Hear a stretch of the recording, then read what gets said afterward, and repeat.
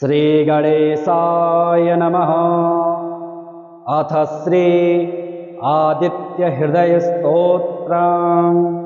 आदित्यः प्रथमं नाम, द्वितीयं तु दिवाकरः, तृतीयं भास्करः प्रोक्तं, चतुर्थं च प्रभाकरः, पंचमं च सहस्रांशो, षष्ठं चैव त्रिलोचनः, सप्तमं हरिदश्वं च, अष्टमं तु अहर्पतिः, नवमं दिनकरः प्रोक्तं, दशमं द्वादशात्मकः, एकादशं त्रिमूर्तिश्च, द्वादशं सूर्य एव तु, द्वादशादित्यनामानि प्रातः काले पठेन्नरः, दुःस्वप्नो नश्यते तस्य, सर्वदुःखं च नश्यते।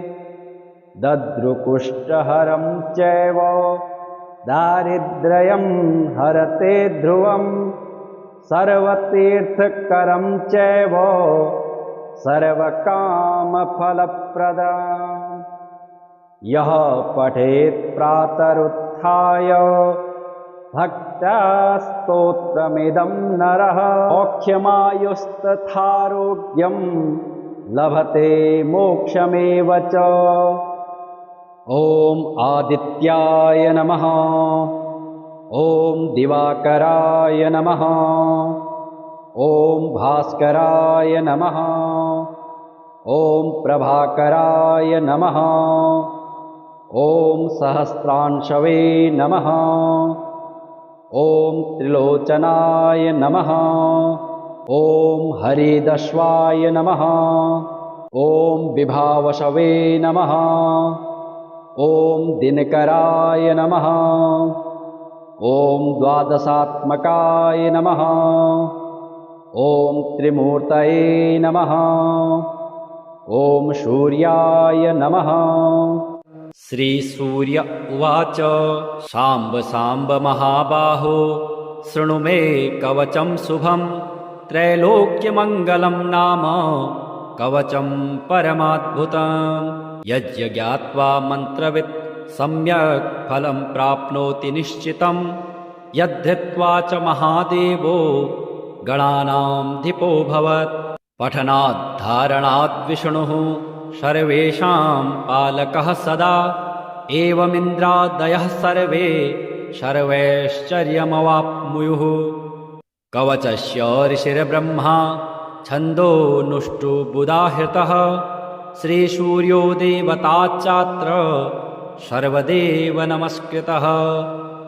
यश आरोग्यमोक्षेषु विनियोगः प्रकीर्तितः, प्रणवो मे शिरः पातु, घृणिर्मे पातु भालकम्। सूर्यो व्यान्नयन् द्वन्द्वमादित्यः करणयुग्मकम्, अष्टाक्षरो महामन्त्रः सर्वाभीष्टफलप्रदः।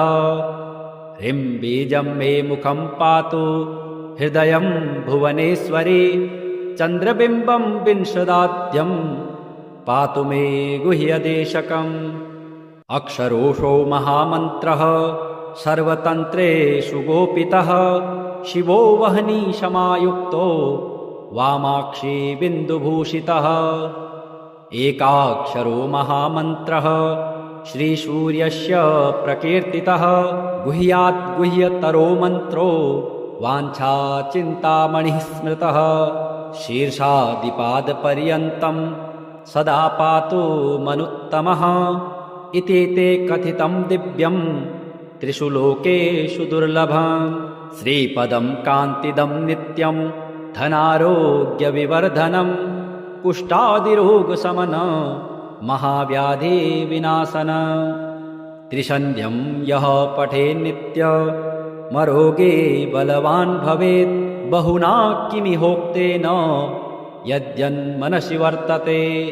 ततत्सर्वं भवेत्तस्य कवचस्य च धारणात्, भूतप्रेतपिशाचाश्च यक्षगन्धर्वराक्षसः ब्रह्मराक्षसवेताला न दृष्टुमपि तं क्षमः दूरादेव पलायन्ते तस्य संकीर्तनादपि भूर्जपत्रे समालिख्य रोचना गुरुकुङ्कुमः रविवारे च सङ्क्रान्त्यां सप्तम्यां च विशेषतः धारयेत् साधकश्रेष्ठ श्रीसूर्यस्य प्रियो भवेत् त्रिलोहमध्यगं कृत्वा धारयेत् दक्षिणे करे शिखायामथवा कण्ठे सोऽपि सूर्यो न संशयः इति ते कथितं साम्ब त्रैलोक्यमङ्गलाभिधम् कवचं दुर्लभं लोके तव स्नेहात् प्रकाशितम्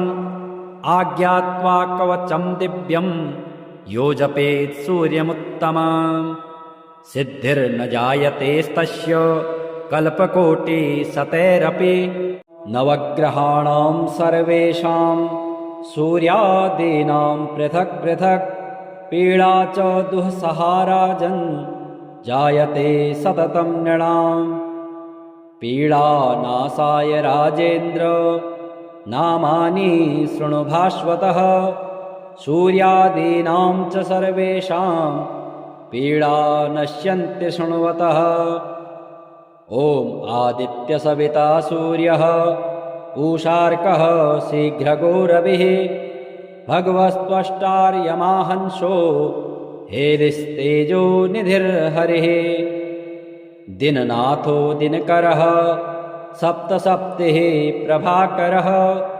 विभावसुरवेदकर्ता वेदाङ्गो वेदवाहनः हरेदश्वः कालवक्त्रः कर्मसाक्षी जगत्पतिः पद्मिनी बोधको भानुर्भास्करः करुणाकरः द्वादशात्मा विश्वकर्मा लोहिताङ्गस्तमोनुदः जगन्नाथो रविन्दाक्षः कालात्मा कश्यपात्मजः भूताश्रयो ग्रहपतिः सर्वलोकनमस्कृतः जपाकुसुमशङ्काशो भास्वान्दितिनन्दनः ध्वान्ते भसिंहः सर्वात्मा लोकनेत्रो विकर्तनः मार्तण्डो मिहिरः सूरस्तपनो लोकतापनः जगत्कर्ता जगत्साक्षी शनैश्चर्पिता जयः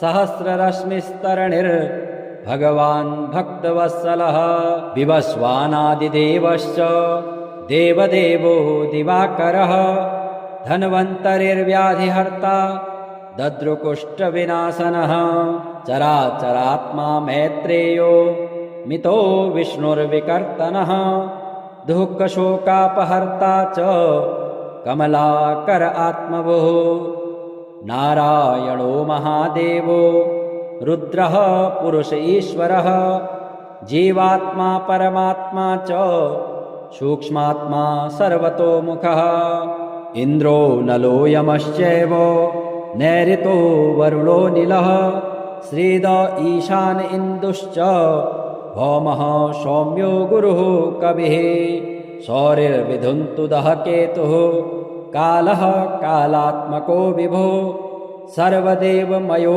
देवः कृष्णः कामप्रदायकः य एतैर्नामभिर्मर्त्यो भक्त्या स्तौति दिवाकरं सर्वपापविनिर्मुक्तः सर्वरोगविवर्जितः पुत्रवान् धनवान् श्रीमान् जायते सनः संशयः रविवारे पठेद्यस्तु नामान्येतानि भास्वतः पीडा शान्तिर्भवेत्तस्य ग्रहाणां च विशेषतः सद्यः सुखमवाप्नोति चायुर्दीर्घं च निरुज्जम आदित्यः प्रथमं नाम द्वितीयं तु दिवाकरः तृतीयं भास्करः प्रोक्तं चतुर्थं च प्रभाकरः पञ्चमं च सहस्रांशो षष्ठं चैव त्रिलोचनः सप्तमं हरेदश्वं च अष्टमं तु अहर्पतिः नवमं दिनकरः प्रोक्तं दशमं द्वादशात्मकः एकादशं त्रिमूर्तिश्च द्वादशं सूर्य एव तु द्वादशादित्यनामानि प्रातः काले पठेन्नरः दुःस्वप्नो नश्यते तस्य सर्वदुःखं च नश्यते दद्रुकुष्ठहरं चैव दारिद्र्यं हरते ध्रुवं सर्वतीर्थकरं चैव सर्वकामफलप्रदम् यः पठेत् प्रातरुत्थाय भक्त्या स्तोत्रमिदं नरः मोक्षमायुस्तथारोग्यं लभते मोक्षमेव च। ॐ आदित्याय नमः। ॐ दिवाकराय नमः। ॐ भास्कराय नमः। ॐ प्रभाकराय नमः। ॐ सहस्रांशवे नमः। ॐ त्रिलोचनाय नमः। ॐ हरिदश्वाय नमः। ॐ विभावशवे नमः। ॐ दिनकराय नमः। ॐ द्वादशात्मकाय नमः। ॐ त्रिमूर्तये नमः। ॐ सूर्याय नमः। श्रीसूर्य उवाच शाम्ब शाम्ब महाबाहो शृणु मे कवचं शुभं त्रैलोक्यमङ्गलं नाम कवचं परमाद्भुतं यज्ञात्वा मन्त्रवित् सम्यक् फलं प्राप्नोति निश्चितं यद्धृत्वा च महादेवो गणानामधिपो भवत् पठनात् धारणात् विष्णुः सर्वेषां पालकः सदा एवमिन्द्रादयः सर्वे सर्वैश्चर्यमवाप्नुयुः कवचस्य ऋषिर्ब्रह्मा छन्दोनुष्टुबुधाहृतः श्रीसूर्यो देवताच्चात्र सर्वदेव नमस्कृतः यश आरोग्यमोक्षेषु विनियोगः प्रकीर्तितः प्रणवो मे शिरः पातु घृणिर्मे पातु भालकम् सूर्यो व्यान्नयन् द्वन्द्वमादित्यः करणयुग्मकम् अष्टाक्षरो महामन्त्रः सर्वाभीष्टफलप्रदः ह्रीं बीजं मे मुखं पातु हृदयं भुवनेश्वरी चन्द्रबिम्बं विंशदाद्यं पातु मे गुह्यदेशकम् अक्षरोषो महामन्त्रः सर्वतन्त्रेषु गोपितः शिवो वह्निशमायुक्तो वामाक्षी बिन्दुभूषितः एकाक्षरो महामन्त्रः श्रीसूर्यस्य प्रकीर्तितः गुह्यात् गुह्यतरो मन्त्रो वाञ्छाचिन्तामणिः स्मृतः शीर्षादिपादपर्यन्तं सदा पातु मनुत्तमः इति ते कथितं दिव्यं त्रिषु लोकेषु दुर्लभम् श्रीपदं कान्तिदं नित्यं धनारोग्यविवर्धनं कुष्ठादिरोगशमन महाव्याधिविनाशन त्रिसन्ध्यं यः पठेन्नित्यमरोगे बलवान् भवेत् बहुना किमिहोक्तेन यद्यन्मनसि वर्तते ततत्सर्वं भवेत्तस्य कवचस्य च धारणात् भूतप्रेतपिशाचाश्च यक्षगन्धर्वराक्षसः ब्रह्मराक्षसवेताला न दृष्टुमपेतं क्षमः दूरादेव पलायन्ते तस्य संकीर्तनादपि भूर्जपत्रे समालिख्य रोचना गुरुकुङ्कुमः रविवारे च संक्रान्त्यां सप्तम्यां च विशेषतः धारयेत् साधकश्रेष्ठ श्रीसूर्यस्य प्रियो भवेत् त्रिलोहमध्यगं कृत्वा धारयेत् दक्षिणे करे शिखायामथवा कण्ठे सोऽपि सूर्यो न संशयः इति ते कथितं साम्ब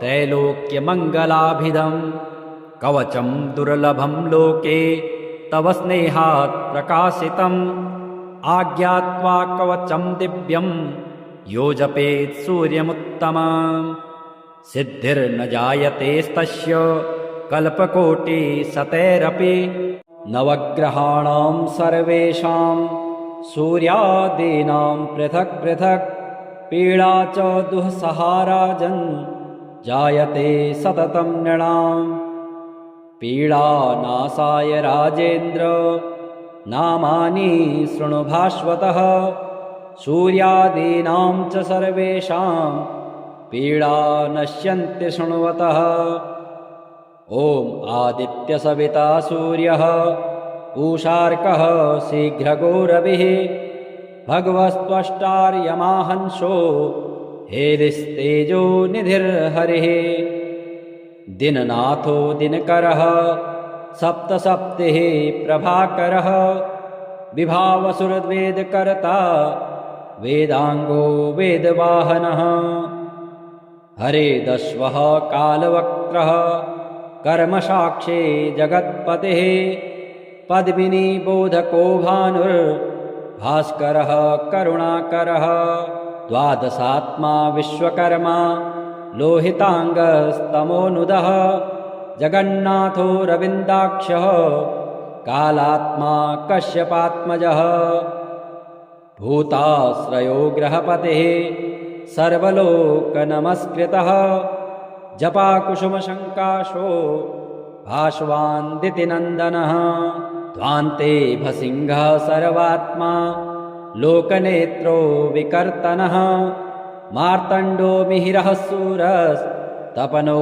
लोकतापनः जगत्कर्ता जगत्साक्षी शनैश्चर्पिता जयः सहस्ररश्मिस्तरणिर्भगवान् भक्तवत्सलः विवस्वानादिदेवश्च देवदेवो दिवाकरः धन्वन्तरिर्व्याधिहर्ता दद्रुकुष्ठविनाशनः चराचरात्मा मैत्रेयो मितो विष्णुर्विकर्तनः दुःखशोकापहर्ता च कमलाकर आत्मभुः नारायणो महादेवो रुद्रः पुरुष ईश्वरः जीवात्मा परमात्मा च सूक्ष्मात्मा सर्वतोमुखः इन्द्रो नलो यमश्चैव नैऋतो वरुणो नीलः श्रीद ईशान इन्दुश्च भौमः सौम्यो गुरुः कविः सौरिर्विधुन्तुदः केतुः कालः कालात्मको विभो सर्वदेवमयो देवः कृष्णः कामप्रदायकः य एतैर्नामभिर्मर्त्यो भक्त्या स्तौति दिवाकरं सर्वपापविनिर्मुक्तः सर्वरोगविवर्जितः पुत्रवान् धनवान् श्रीमान् जायते सनः संशयः रविवारे पठेद्यस्तु नामान्येतानि भास्वतः पीडा शान्तिर्भवेत्तस्य ग्रहाणां च विशेषतः सद्यः सुखमवाप्नोति चायुर्दीर्घं च निरुज्जम आदित्यः प्रथमं नाम द्वितीयं तु दिवाकरः तृतीयं भास्करः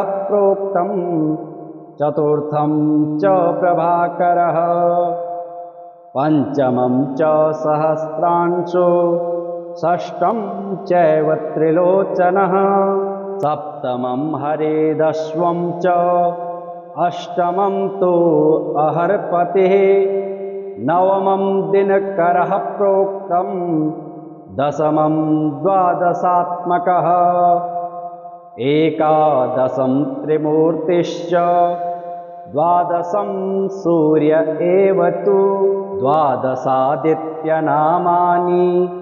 प्रातः काले पठेन्नरः दुःस्वप्नो नश्यते तस्य सर्वदुःखं च नश्यते दद्रुकुष्ठहरं चैव दारिद्र्यं हरते ध्रुवं सर्वतीर्थकरं चैव सर्वकामफलप्रदम् यः पठेत् प्रातरुत्थाय भक्त्या स्तोत्रमिदं नरः मोक्षमायुस्तथारोग्यं लभते मोक्षमेव च। ॐ आदित्याय नमः। ॐ दिवाकराय नमः। ॐ भास्कराय नमः। ॐ प्रभाकराय नमः। ॐ सहस्रांशवे नमः। ॐ त्रिलोचनाय नमः। ॐ हरिदश्वाय नमः। ॐ विभावशवे नमः। ॐ दिनकराय नमः। ॐ द्वादशात्मकाय नमः। ॐ त्रिमूर्तये नमः। ॐ सूर्याय नमः।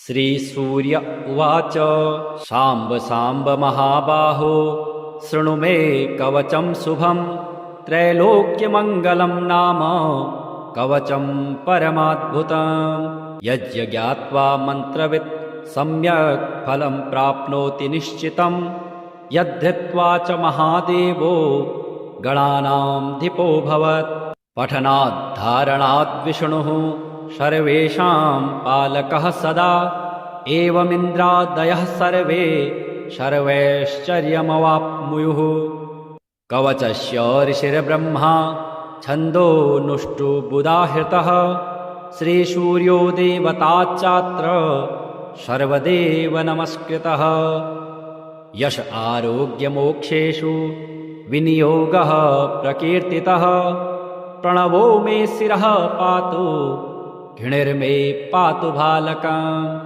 सूर्यो व्यान्नयन् द्वन्द्वमादित्यः करणयुग्मकम् अष्टाक्षरो महामन्त्रः सर्वाभीष्टफलप्रदः ह्रीं बीजं मे मुखं पातु हृदयं भुवनेश्वरी चन्द्रबिम्बं विंशदाद्यं पातु मे गुह्यदेशकम् अक्षरोषो महामन्त्रः सर्वतन्त्रेषु गोपितः शिवो वह्निशमायुक्तो वामाक्षी बिन्दुभूषितः एकाक्षरो महामन्त्रः श्रीसूर्यस्य प्रकीर्तितः गुह्यात् गुह्यतरो मन्त्रो वाञ्छाचिन्तामणिः स्मृतः शीर्षादिपादपर्यन्तं सदा पातु मनुत्तमः इति ते कथितं दिव्यं त्रिषु लोकेषु दुर्लभम् श्रीपदं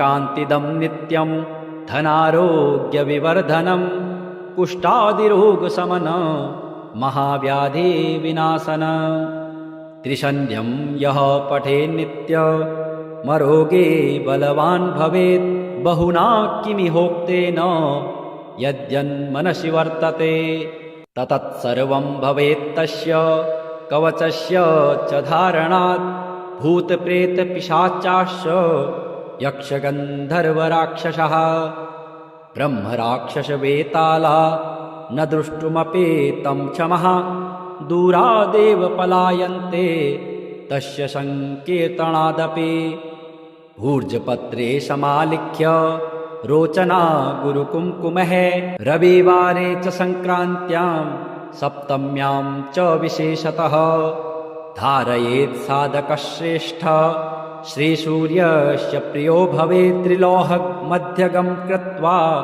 धारयेत् दक्षिणे करे शिखायामथवा कण्ठे सोऽपि सूर्यो न संशयः इति ते कथितं साम्ब त्रैलोक्यमङ्गलाभिधम् कवचं दुर्लभं लोके तव स्नेहात् प्रकाशितम् आज्ञात्वा कवचं दिव्यं यो जपेत् सूर्यमुत्तमम् सिद्धिर्न जायतेस्तस्य कल्पकोटिशतैरपि नवग्रहाणां सर्वेषां सूर्यादीनां पृथक् पृथक् पीडा च दुःसहा राजन् जायते सततं नृणां पीडानाशाय राजेन्द्र नामानि शृणु भास्वतः सूर्यादीनां च सर्वेषां पीडा नश्यन्ति शृण्वतः ॐ आदित्यसविता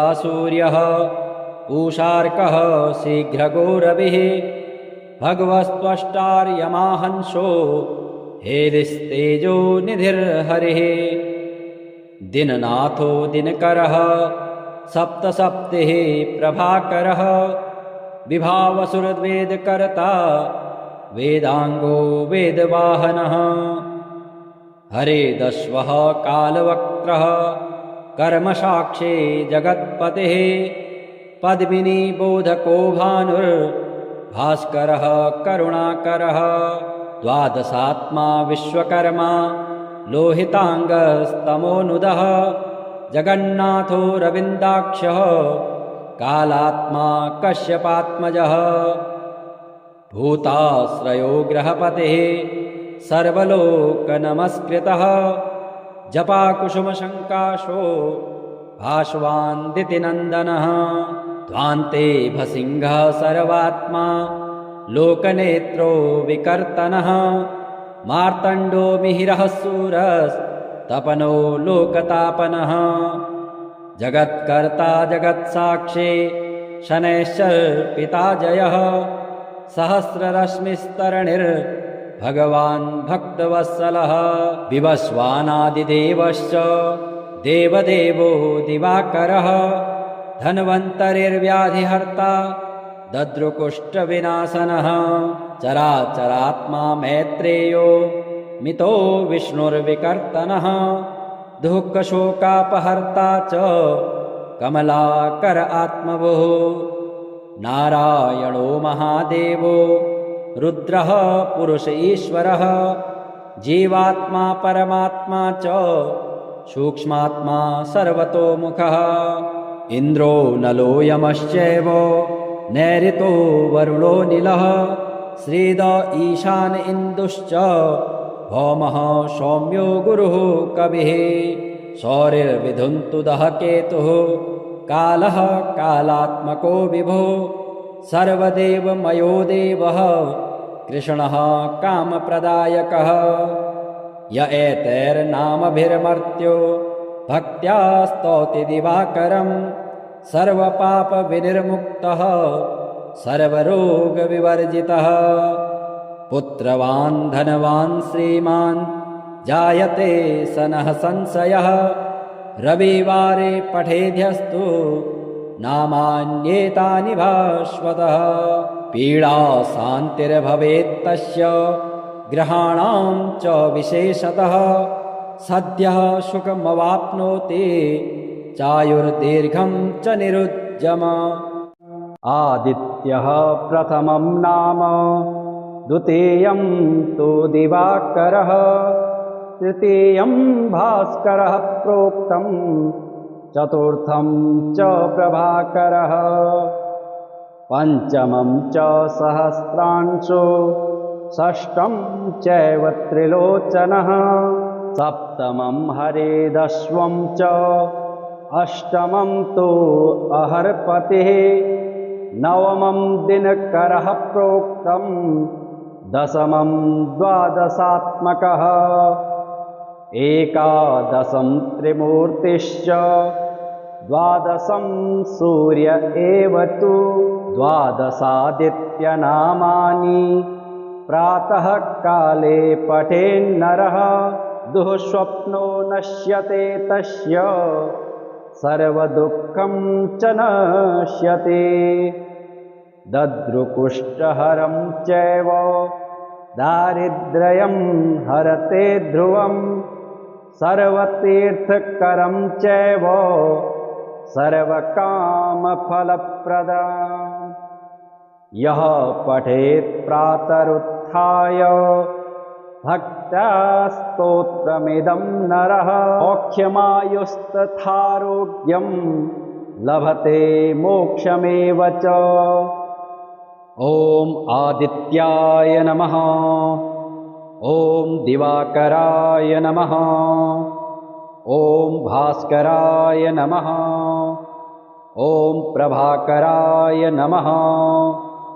ॐ सहस्रांशवे नमः। ॐ त्रिलोचनाय नमः। ॐ हरिदश्वाय नमः। ॐ विभावशवे नमः। ॐ दिनकराय नमः। ॐ द्वादशात्मकाय नमः। ॐ त्रिमूर्तये नमः।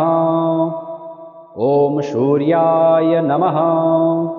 श्रीसूर्य उवाच शाम्ब शाम्ब महाबाहो शृणु मे कवचं शुभं त्रैलोक्यमङ्गलं नाम कवचं परमाद्भुतं यज्ञात्वा मन्त्रवित् सम्यक् फलं प्राप्नोति निश्चितं यद्धृत्वा च महादेवो गणानां धिपोऽभवत् पठनात् धारणात् विष्णुः सर्वेषां पालकः सदा एवमिन्द्रादयः सर्वे सर्वैश्चर्यमवाप्नुयुः कवचस्य ऋषिर्ब्रह्मा छन्दोनुष्टुबुधाहृतः श्रीसूर्यो देवताच्चात्र सर्वदेव नमस्कृतः यश आरोग्यमोक्षेषु विनियोगः प्रकीर्तितः प्रणवो मे शिरः पातु घृणिर्मे पातु भालकम्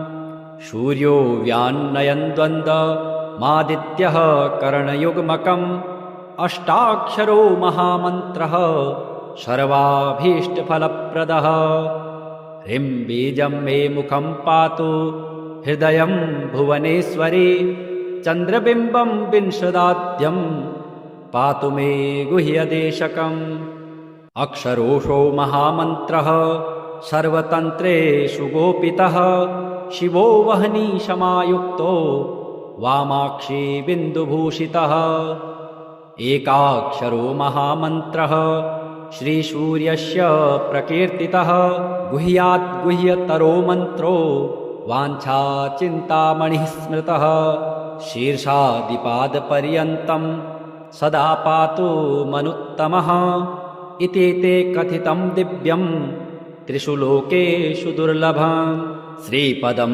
कान्तिदं नित्यं धनारोग्यविवर्धनं कुष्ठादिरोगशमन महाव्याधिविनाशन त्रिसन्ध्यं यः पठेन्नित्यमरोगे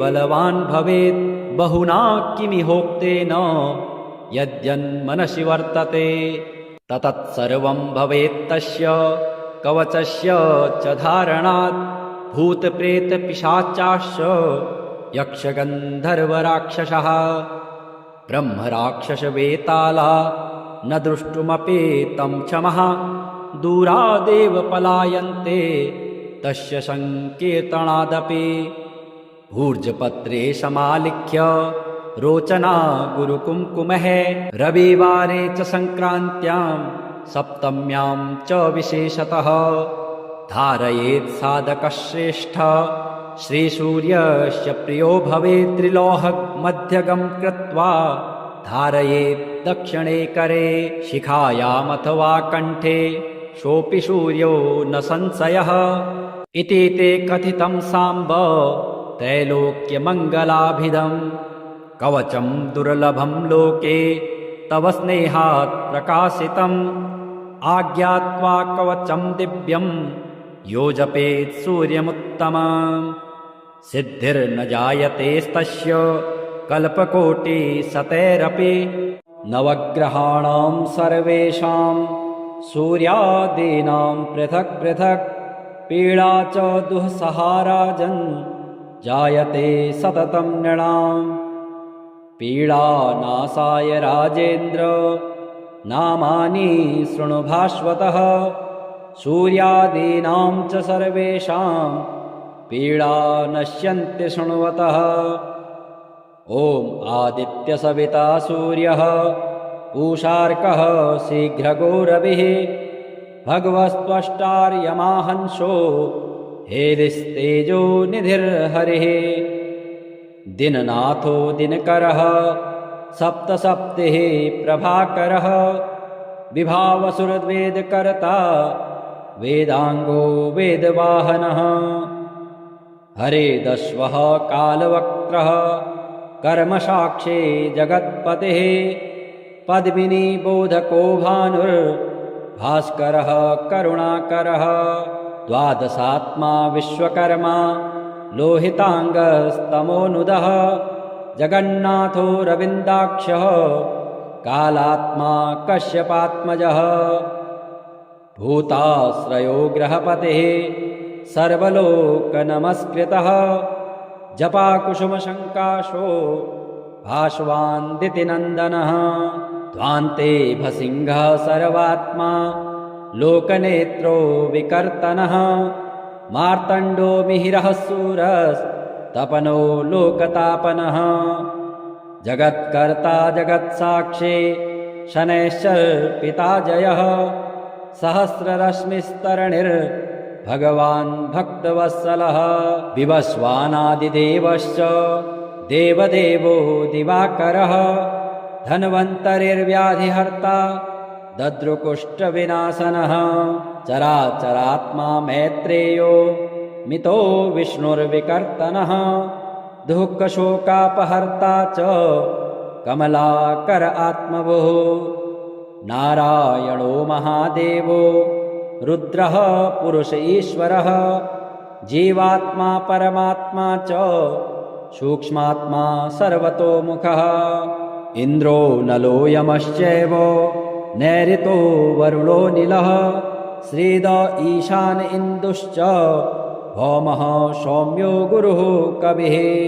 सौरिर्विधुन्तुदः केतुः कालः कालात्मको विभुः सर्वदेवमयो देवः कृष्णः कामप्रदायकः य एतैर्नामभिर्मर्त्यो भक्त्या स्तौति दिवाकरं सर्वपापविनिर्मुक्तः सर्वरोगविवर्जितः पुत्रवान् धनवान् श्रीमान् जायते सनः संशयः रविवारे पठेद्यस्तु नामान्येतानि भास्वतः पीडा शान्तिर्भवेत्तस्य ग्रहाणां च विशेषतः सद्यः सुखमवाप्नोति चायुर्दीर्घं च निरुज्जम